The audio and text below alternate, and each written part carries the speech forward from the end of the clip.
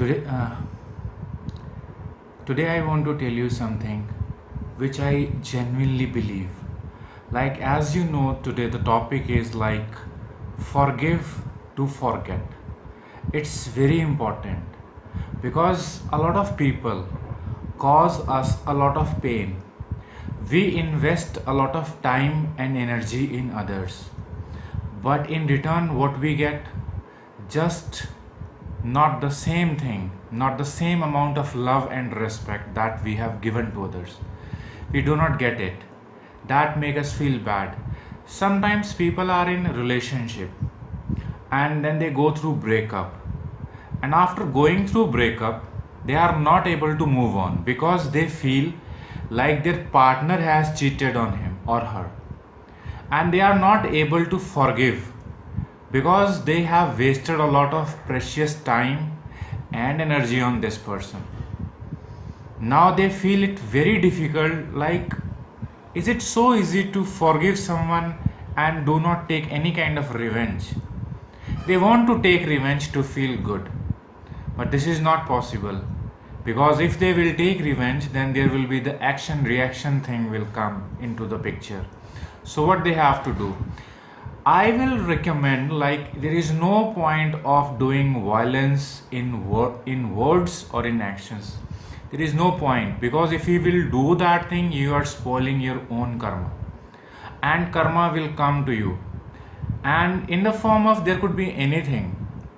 You will feel guilty later, you can regret later. So what is the point? The easiest thing that you can do to keep your mind cool and calm is to forgive that person. You don't have to forgive this person for them, you have to forgive this person for yourself, without even them asking you for forgiveness. Because if you will wait that they will come to you and ask you for your forgiveness, maybe they will not come. So it's better to forgive without even they coming to you.